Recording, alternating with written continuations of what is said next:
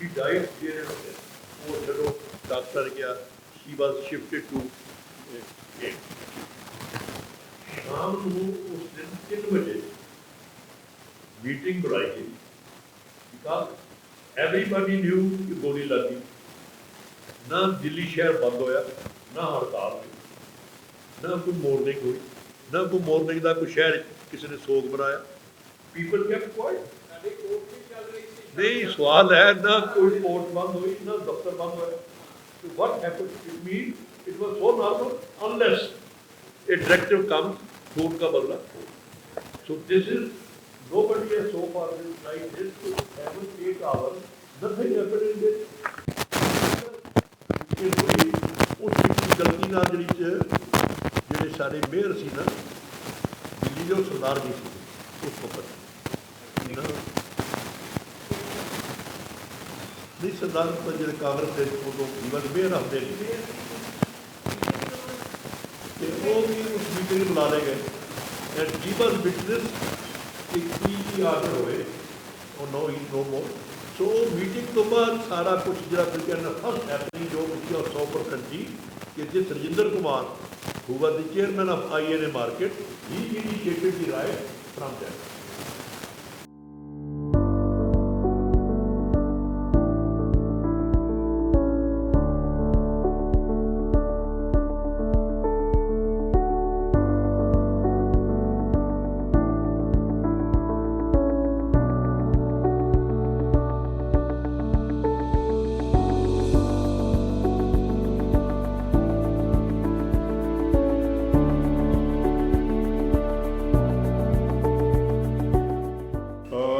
ਇਸ ਤੋਂ ਬਾਅਦ ਅਸੀਂ ਆਵਾਂਗੇ ਸਾਡੇ ਜਿਹੜੇ ਨੈਕਸਟ ਸਪੀਕਰ ਨੇ ਉਮਾ ਚੱਕਰਵਰਤੀ। ਉਮਾ ਚੱਕਰਵਰਤੀ ਉਹਨਾਂ ਦਾ brief just tell you that she has been a professor of English in Miranda House. History, not English, history. So, and she is a big historian, written a lot of books also, social activist at the same time, and women के ऊपर इन्होंने बहुत कुछ लिखा है। She is a documentary and filmmaker, and I now leave it to her to take up. She was in the field in the first week. Exactly. और एक और चीज़ बड़ी ज़बरदस्त है इन्हों के बारे, वो भी मैं कहना चाहना कि इन्हों के बारे जोड़े खास चीज़ है कि she is also known as mother of the women movement in India.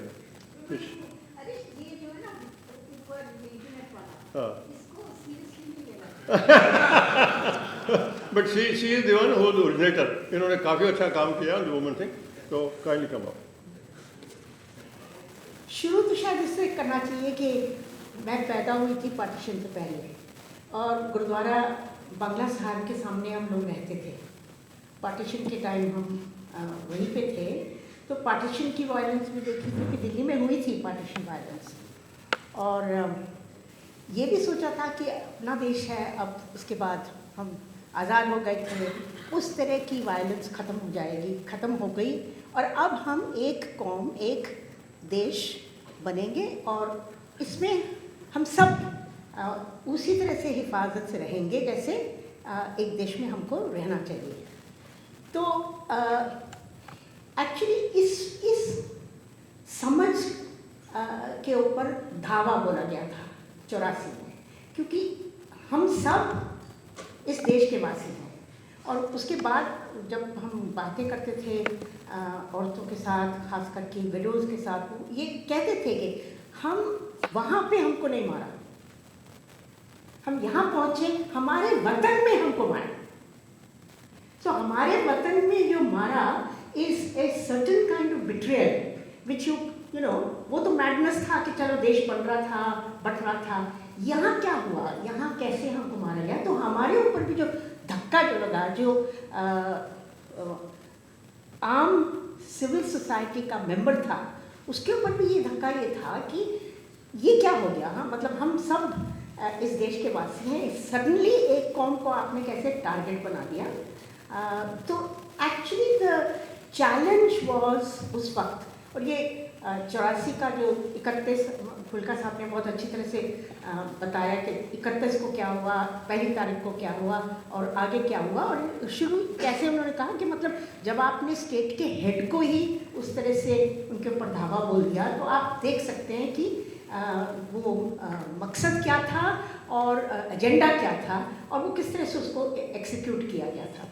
तो ये तो अब हम ऑर्डिनरी सिटीजन्स, अच्छा इत्तेफाक से हम लोग कोई 20 साल से सरदारों के हमारे लैंडलॉर्ड थे। तो पहले एक बारी 10 साल और उसके बाद दूसरे 10 years पीरियड में हम वी वर लिविंग इन हमारे अंकल जी जो थे, जो हमारे मकान मालिक थे, वो सरदार थे। हमारी बड़ी दोस्ती थी, हम लोग बातें करते थे, पॉलिटिकल बातें भी करते थे और कई सारी हम लोग एक्टिव थे। We were all against many things in the state, मतलब कई चीज़ें ख़राब थी इस देश में और हम लोग बातें भी करते थे। पर जब वो 31 का दिन हुआ और हम यूनिवर्सिटी से वापस आए तो अंकल जी से बात किया, उन्होंने कहा, और वो सब लेफ्टिस्ट मिजाज के थे, तो उन्होंने हमसे कहा ये क्या हो गया, ये क्या हो गया, एंड ये कोई मसला नहीं होता, मतलब किसी को असैसिनेट करना is not a solution to any problem. मतलब this was the general feeling. और उसके बाद तो डॉक्यूमेंट भी हुआ, कितने लोग मतलब त्रिलोकपुरी और कौन से जगह में फास्ट कर रहे थे, वो एक्चुअली उपवास कर रहे थे क्योंकि उनको लगा कि जिसने उनको 25 गज के पट्टे दिए थे, पंडिताइन, उसको आम बोली में पंडिताइन बोलते थे, उनको मार दिया, तो हमारी माँ को मार दिया, ये भी सेंटिमेंट था। तो इट वॉज अ वेरी, वो जो माँ, तो उसको मैन्युपुलेट, उस साइकी को मैन्युपुलेट करके जो एजेंडा ऊपर से आया, दैट इज द क्राइसिस कि आपने उस मौके को इस्तेमाल करके एक आप अपना पर्सनल एजेंडा आपने उस कायम किया वहाँ पर। एंड सो इन सम वे जो बात हुई उसको, तो वो धक्का हम सबके ऊपर लगा। और ये भी बात है कि जितनी भी शर्मनाक चीज़ें स्टेट ने की है, to some extent civil society ने हमको बचाया at that point of time. और मुझे याद है कि हम लोग सड़क पे थे, देयर वाज नो क्वेश्चन, मैं तो बाहर थी। अंकल को तो हमने घर में, अपने घर में छुप वो आए हमारे घर में, और मुझे अभी भी उनकी शक्ल याद आती है। वो अपना गन लेके आए और उन्होंने कहा सेल्फ डिफेंस के लिए। मैंने सोचा ये क्या सिचुएशन आ गई है कि एक बुजुर्ग बंदा जो actually does not believe in any form of violence, was a solid political person, वो भी कह रहे हैं कि फॉर सेल्फ डिफेंस। एंड मुझे उस दिन जिस तरह का दुख हुआ और शर्म मुझे आई कि ये क्या देश, क्या कैसे सीन में हम, कैसी दुनिया में हम रह रहे हैं। तो वहाँ से शुरू करके और आम स्तर पे हम सड़क पे थे, naturally trying to defuse the mobs, उनको निकालने की कोशिश कर रहे हैं। अगल बगल में स्टूडेंट्स रहते थे, तो उन्होंने one of them came and said to me कि आप जा कर के ना अंदर साड़ी पहन के आइए, सलवार कमीज में थी, आप साड़ी पहन के आइए। मैंने कहा मैं अपने को अलग करूं दिखाने के लिए कि मैं सरदार नहीं हूँ, मैं सिख नहीं हूँ, मैं पंजाबन नहीं हूँ, कि मैं जाकर के अंदर साड़ी पहन करके आकर के बाहर काम करूँ। What nonsense. तो मुझे बहुत गुस्सा आया कि you are telling me to identify now myself as different from the six. तो मुझे आई वॉज रियली फ्यूरियस, मुझे बहुत गुस्सा आया। और वो स्टूडेंट था बेचारा, वो मेरे बचाव के लिए बोला था, but I felt really angry and upset at that. But ये भी है कि सिविल सोसाइटी की रिस्पॉन्स थी। और मुझे याद है कि एज सून एज वो लिफ्ट किया गया था, जब कर्फ्यू को जब लिफ्ट किया तो बड़े पैमाने में सिटीजन्स निकल के आए। बहुत लोग थे जिनको मतलब बहुत तरह की बदतमीजियाँ भी हुई, बट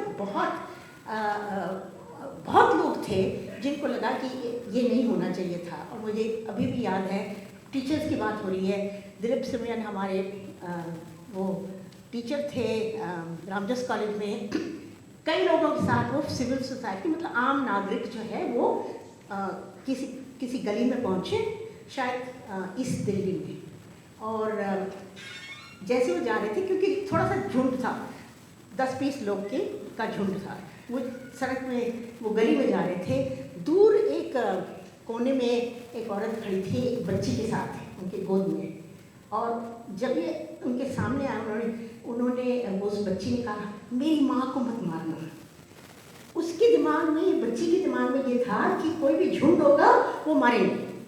तो ये इमेज बन गई थी। एंड दिलीप का कहना था बाद में कि ये मुझे सबसे शर्मनाक, that has been my most shameful experience, कि वो बच्ची जो है शी थिंक्स के कोई झुंड आया तो मारेंगे उनको। तो यू कैन इमेजिन हम ऑर्डिनरी सिविल सोसाइटी लोग के को कैसे वो लगा होगा वो दिन। तो उसके बाद हम लगे, मतलब एक तरह से कैंपों में गए, डॉक्यूमेंटिंग शुरू हुई, लिखा पढ़ी शुरू हुई। हम लोग पता नहीं बार बार उसको लिस्ट बनाते थे, क्या हुआ, किस घर में क्या हुआ, कितने लोग मारे गए। एंड जैसे आप फुल्का साहब ने कहा ना कि हर FIR शुरू होता था इंदिरा गांधी के निर्मम हत्या की वजह से ये हुआ। सो वो नैरेटिव तो उन्होंने सेट कर दिया था। वो नैरेटिव एक्चुअली इमरजेंसी के टाइम से शुरू है, क्योंकि वो इमरजेंसी के टाइम में जिसको भी पकड़ा उन्होंने, उसमें भी FIR always set the same thing, एक ही चीज़ थी। सो जो police station are functioning in a certain kind of state की आर्म है। हमें मालूम है कि वो स्टेट के साथ हैं, स्टेट का आर्म है, लेकिन दैट दे शुड बी ठप्पा of the state is also of the politician. ये हमने सीखना शुरू किया eight that point of time. अब मैं सिविल राइट्स के साथ जुड़ी थी, पोस्ट इमरजेंसी से हम हमेशा सिविल राइट्स ग्रुप्स के साथ जुड़े हुए थे, तो हम PUDR में थे। और फिर हमारा चैलेंज एक्चुअली स्टार्ट हुआ कि हमें मालूम था कि नैरेटिव जो आएगा वो स्टेट वाइट पेपर देगी, और उस स्टेट में वो नैरेटिव में वो ज़रूर बताएंगे कि कत्ल हुआ, इंदिरा गांधी का कत्ल हुआ, इसलिए स्पॉन्टेनियस राइटिंग शुरू हो गई। मतलब ये तो उनका सेट एजेंडा था, चाहे कितनी भी उन्होंने तैयारी की हो, लेकिन बोलने के लिए तो उनका तैयार था एक ऑफिशियल नैरेटिव के।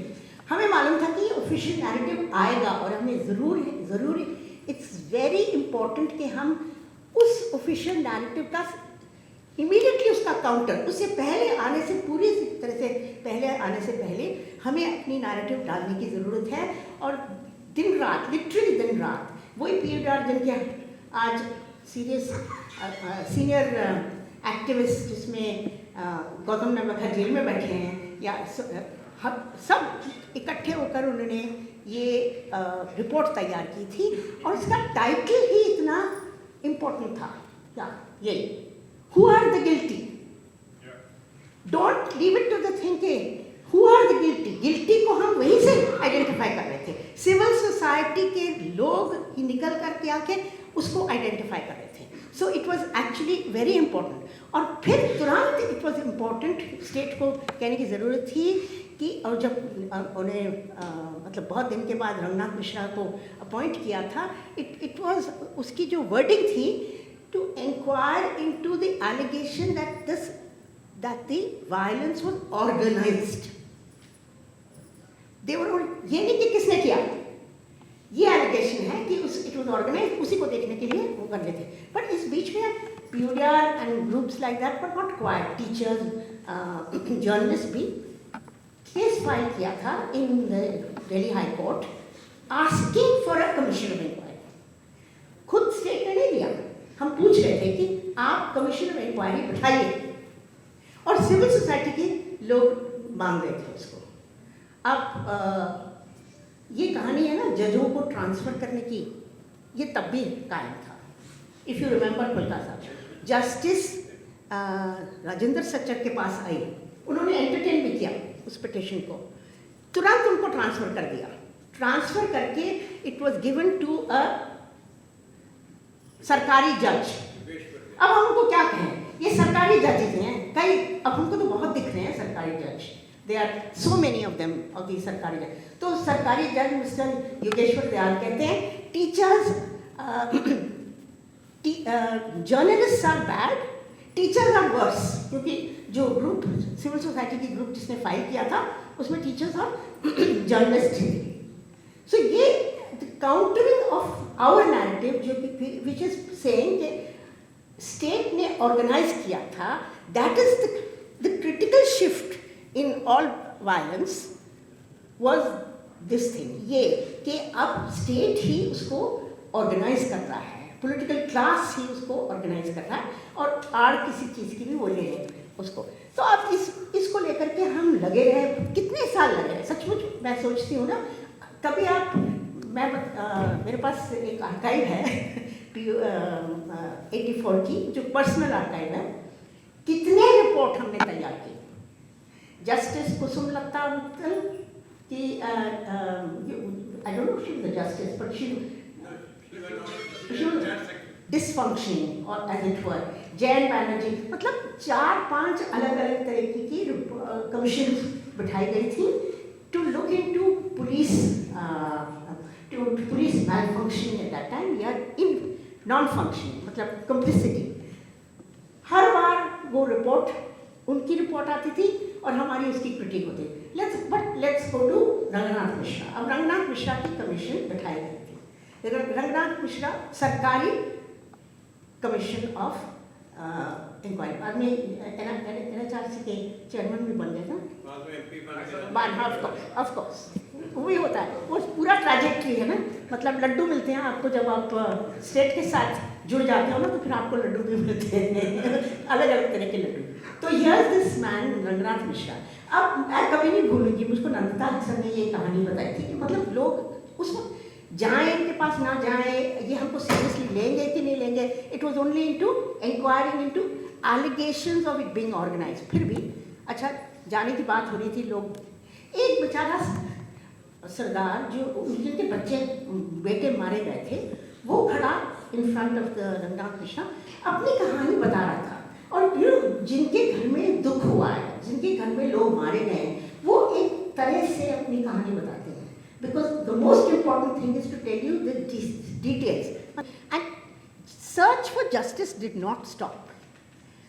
सिखों ने भी किया और सिविल सोसाइटी ने भी किया, और लगे रहे। It was we did not give up on the search for justice, because that is the only thing we have. Civilized society, a nation, if it does not give justice to its people, then it's not worth calling ourselves citizens of this country. अगर मेरे को justice नहीं मिलेगी यहाँ पे, तो मैं क्यों अपने को मानूँ कि मैं इस देश की वासी हूँ, क्योंकि मुझे जस्टिस नहीं मिलने वाला है। ये सिचुएशन जो है वो मैं समझती बहुत ज़रूरी है ध्यान में रखने का। तो और इसमें फिर इस सर्च ऑफ जस्टिस में क्या ढूंढ रहे थे लोग, ऐसी भी बड़ी चीज़ नहीं थी। और मैं भी जब हमने दिल्ली राइट्स का जो किताब लिखी थी उसके लिए बहुत इंटरव्यूज़ किए थे, तो एक बुज़ुर्ग सरदार जी के पास हम पहुँचे थे जो तिलक विहार में रह रहे थे। उन्होंने 3 बेटे अपने खोए थे। So he was looking after 3 of his daughters in law और एक ग्रैंड चाइल्ड था। वो फंदा सिंह जो थे वो बहुत ही मज़ेदार और किस्सेदार वाले भी थे, और but he was very thoughtful person. तो पहले तो उन्होंने बताया कि कैसे वो पाकिस्तान से आए, सिंध के थे, कहाँ से कहाँ गए, और मतलब और पूरी तरह से ऐसे बताया जैसे माइग्रेशन की एक स्टोरी बताते हैं ना, कि कहाँ से गए, फिर वहाँ फिर हम अजमेर में रहे, फिर अजमेर में हमारा पेट नहीं भर रहा था तो हम दिल्ली में आए, यहाँ हम वहाँ पे रहे, फिर हमें इंदिरा गांधी ने 25 गज के प्लॉट दिए और हम पहुँचे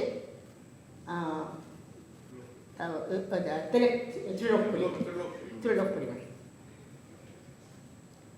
सो एक तो वही ट्रेजेडी ये है कि आप कहाँ से आए, बाहर से आए हो, अपने देश में आए हो, और अब आपके पास ठिकाना है और उस ठिकाने से आपको उजाड़ देंगे, और इतनी क्रूर तरीके से।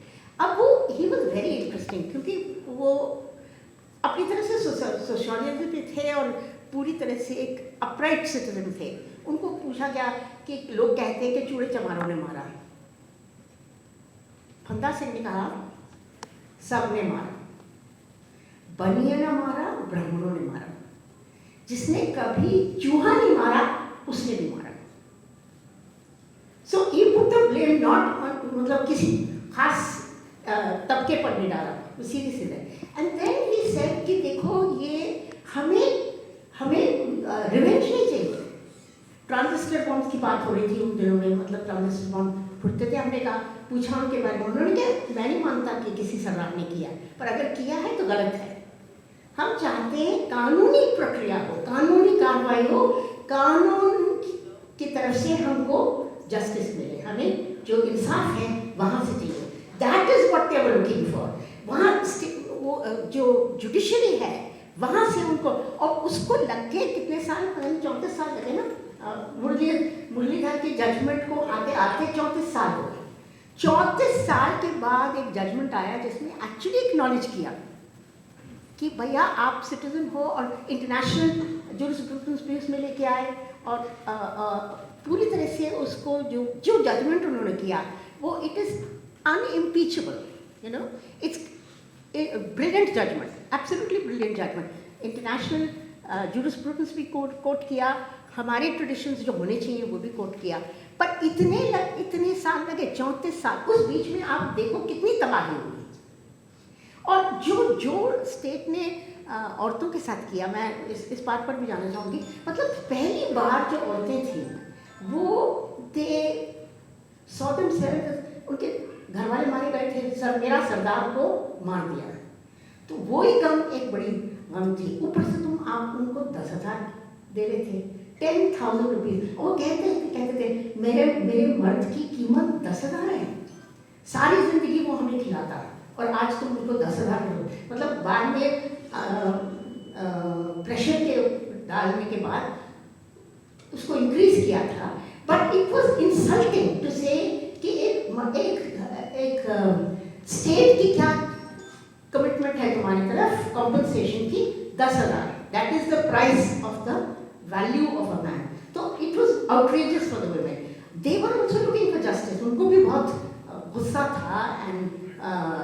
और पहली बार वो घरों से निकली, काम करना था, they had to feed their children, बहुत तरह के उनके ऊपर क्या कहते हैं अत्याचारें हुई। और ये भी इंटरेस्टिंग था कि वो अपने को विडोज कहते थे, उनको वो हिंदी वाला शब्द जो हम आसपास में एक विडो के लिए शब्द इस्तेमाल करते हैं, which is not a dignified word. तो they actually took to the widows pension, widow का जॉब सिक्योरिटी, वो इस्तेमाल करने लगे। और बाद में जब राजीव गांधी की खुद बुरी तरह से उनकी हत्या हुई, which is terrible, but the women said कि इन्होंने हमको न्याय नहीं दिया, रब ने न्याय दिया। सो रब ने न्याय दिया इन दी एंड। और वो हमारे मर्द जो थे सड़कों पर चिथड़े उठे पड़े हुए थे, इसी तरह से वो पीएम भी मरा। I mean, so they had to console themselves with that kind of, जहाँ आपको न्याय नहीं मिलेगा, जिस देश में, जिस समाज में आपको सही न्याय नहीं मिलेगा, तो आप क्या करोगे? You will actually only look for these kinds of consolation as it were. तो इट्स अ वेरी क्या कहते हैं दुखी कहानी है एक तरह से। और अब मैं कहूँगी कि अब उसके साथ पब्लिक स्फीयर में ये बातें होती थी, politicians are always trading in such सके। BJP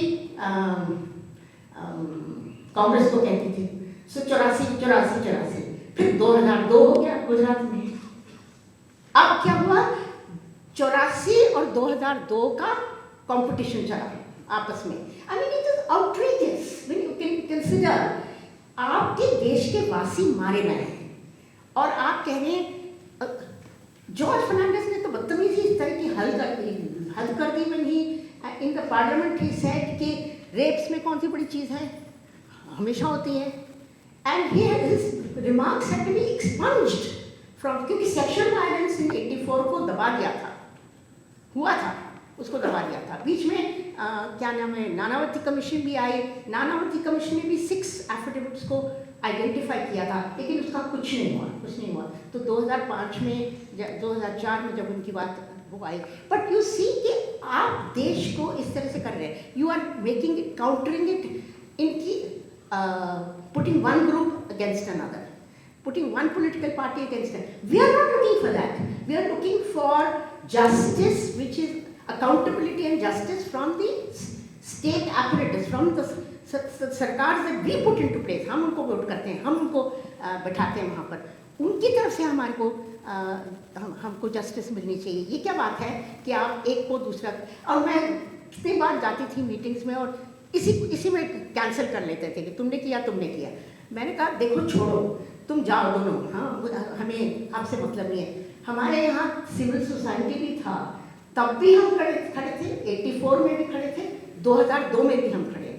There are some people who stand for the rule of law, for justice, for security, for those kinds of things. And मुझे लगता है कि one good thing that the इनका मुरलीधर के justice Muralidhar के judgement ने दिया है is that he has tightened his argument through international references, through all of those things, जिससे कि हम मजबूत हो जाएं about our thing. और उन्होंने ये भी कहा कि Sajjan Kumar should stay in jail till the end.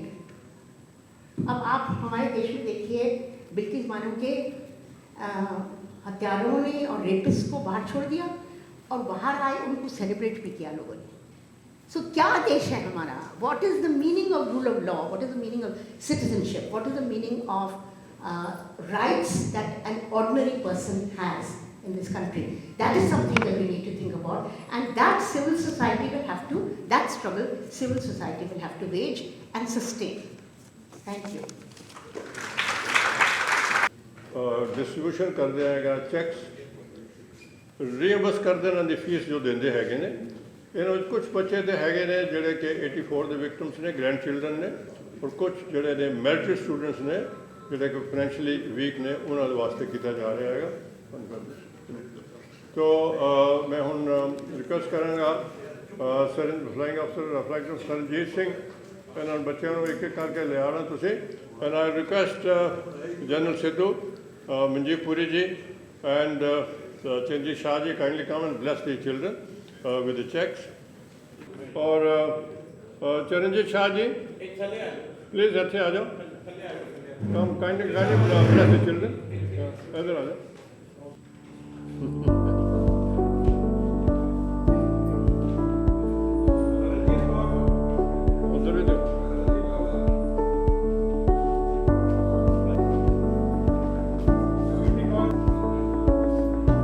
देख रहे हैं आजकल ट्रेंड काफ़ी चेंज हो रहे हैं। हाँ, और बच्चे काफ़ी अच्छी लायक है।